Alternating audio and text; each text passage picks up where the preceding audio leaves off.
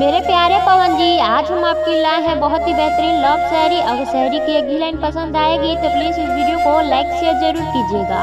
तो चलिए शायरी स्टार्ट करते हैं।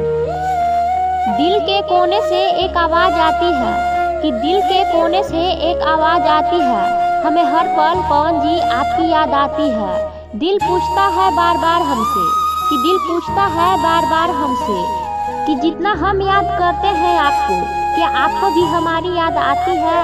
क्या आपको भी हमारी याद आती है? I love you Pawan ji, I love you.